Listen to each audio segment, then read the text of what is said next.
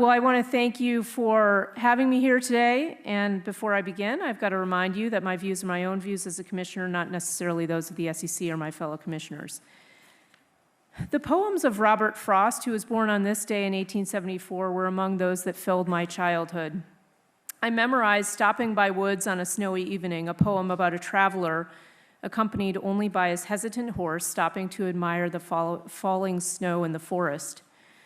Although lyrical verses of securities law have since replaced the more traditional poetry in the recesses of my mind, the closing stanza of Frost's poem still hangs on a little bit. The woods are lovely, dark and deep, but I have promises to keep and miles to go before I sleep, and miles to go before I sleep. Other Frost poems might better capture the season. Spring's flowers are upon us, and crypto winter has given way to a sometimes too ebullient season. Nevertheless, Frost's desire to pause the journey to watch the falling snow cover the forest floor resonates with me. I would like the luxury of stopping for a moment or more to watch and think in quiet solitude about what a beautiful regulatory framework would look like. But I have promises to keep, and miles to go before I sleep. So I'm pondering in public. As the Commission and its staff are working on building the framework, I invite you to join us in determining how to get from regulatory desolation to a place where the crypto industry can blossom without the weeds of fraud, grift, and market manipulation. Indeed, the public already has stepped up to assist in that task. The Crypto Task Force has had many helpful meetings with outside parties, and we already have received approximately 50 thoughtful written submissions. The task force's first public roundtable last Friday was a productive conversation among thoughtful experts with varied views.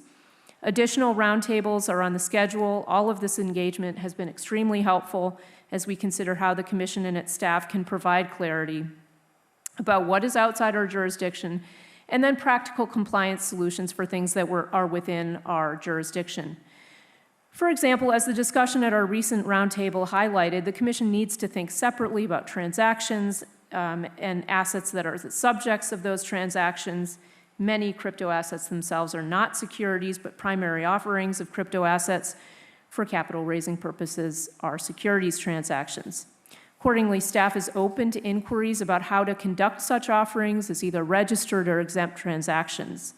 And the task force welcomes well-reasoned requests for no action letters or exemptive relief that can be finalized quickly to allow activity to start soon. Lessons learned from these short and medium-term efforts can inform longer-term regulatory and legislative efforts.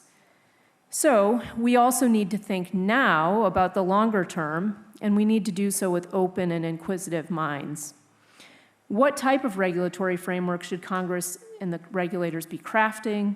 How do novel offering and trading technologies fit with our statutes? How can transparency of the blockchain, the automated operation of smart contracts, and other aspects of crypto technology facilitate regulatory compliance?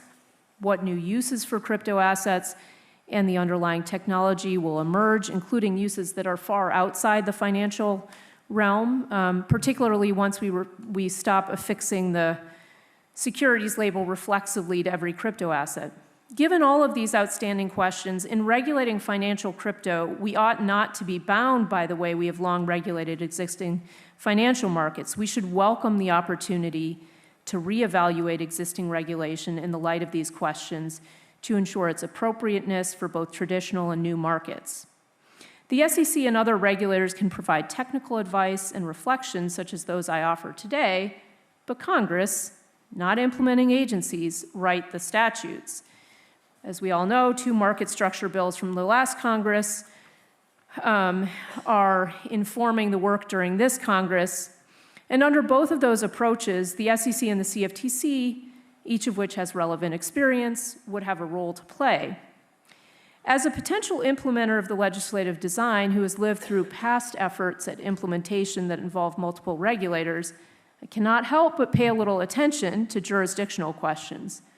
The status quo is a challenge. SEC, CFTC, FINSA, and FTC, OFAC, banking regulators, state regulators, FINRA, international regulators, and more play a role in crypto regulation.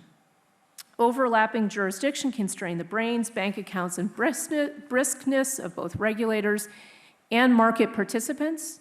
The overlap is likely only to get worse because crypto assets can represent anything from cash to financial instruments like a security or a futures contract to a work of precious art. As a result, many different regulators will have an interest in regulating crypto as it intersects with their jurisdiction. The risk of burdensome overlaps and conflicts is therefore real. Congress can mitigate regulatory overload in a number of ways. First, as it seems inclined to do, Congress can work with existing regulators rather than creating a new regulator just for crypto. Second, Congress can make clear that any new statute applies only domestically, which will focus U.S. regulatory resources on platforms set up in the U.S. or reaching into the U.S. to serve U.S. customers. Third, when interstate commerce is involved, as it clearly is here, Congress can preempt state regulation over areas covered by regulators to alleviate overlap with the many state regulators. Fourth, to reduce regulatory uncertainty and the regulatory disputes that arise from such uncertainty, Congress can clearly assign jurisdiction over particular types of crypto assets to particular federal regulators. So these four approaches to minimizing jurisdictional overlap are pretty straightforward. Three other approaches for mitigating burdens in a crowded regulatory field are a bit more involved, so let me just talk about those quickly. The fifth way to mitigate burdens would permit flexibility relating to where crypto assets can trade. For this discussion, let's assume that under the new legislative authority, the CFTC will regulate platforms that trade either exclusively non-security crypto assets or a mix of non-security crypto assets and other instruments already regulated by the CFTC. But Congress could make clear that a crypto asset sold in a primary transaction conducted pursuant, for example, to an SEC safe harbor could trade on secondary markets regulated by the CFTC unless the asset itself, apart from that investment contract, is a security. So that those could trade on CFTC platforms. And then while nothing in the SEC's statutes, books, or regulations currently prevents non-securities from trading alongside securities, some people might dispute the SEC's authority to regulate transactions that have no security component, even if they occur on an SEC-regulated platform. Congress could expressly authorize exchanges and alternative trading systems, which we call ATSs, regulated by the SEC to trade non-security crypto assets, and give the SEC explicit authority to regulate these transactions. Congress could ensure that the SEC's regulatory and enforcement authority extended to all assets trading on one of its registered platforms. This approach would offer market participants the opportunity to decide where best to house their crypto asset trading activities and would dispel difficult operational questions about transitioning assets from one type of regulated platform to another. Customers would benefit too, as SEC registrants could have integrated backends for all the crypto assets, securities, and non-securities that they make available to customers. Potentially, that could lead to increased efficiencies and lower costs for end users.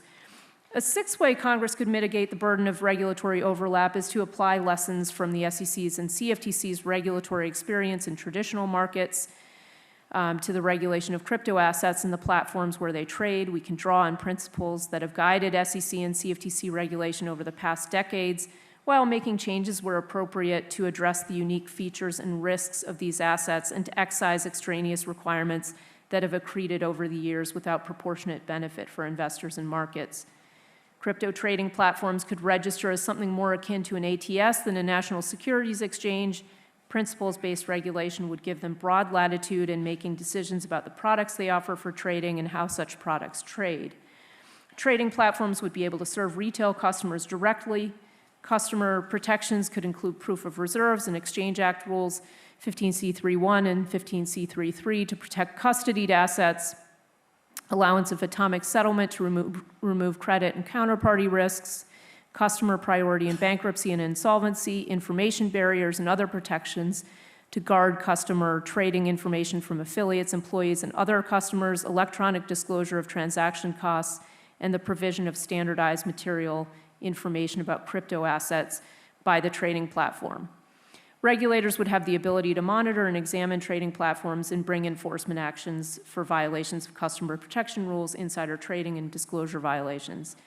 Finally, Congress can mitigate concerns about regulatory overlap and burden by safeguarding a basic American liberty, the right to transact with one's peers, protecting people's ability to freely interact directly with one another, including through software, will provide a healthy check on regulatory accretion at centralized trading platforms and serve to acknowledge software developers' First Amendment rights. Centralized intermediaries are not going away. Welcoming the entrepreneurs who are building to disintermediate and centralize finance is consistent with fundamental American values, however. It also helps to appropriately calibrate regulation of centralized intermediaries. If regulation of centralized intermediaries is too heavy, too light, or just not right, people will be able to use decentralized and disintermediated alternatives. While this moment calls for us to think about crypto market structure, perhaps those discussions also will help us to rationalize the regulatory framework for our traditional equity markets that has grown in regulatorily micromanaged complexity over the last 90 years. Blockchain technology might even be an agent in that streamlining initiative. But I will save those musings for a subsequent journey when there's time to stop and think in the quiet solitude of an ivory tower. As I mentioned at the outset, the task at hand requires greater alacrity and less solitude. Although we have some hard miles ahead in our journey, together we can make rapid progress. A well-crafted regulatory edifice lies just on the other side of the woods. Thank you.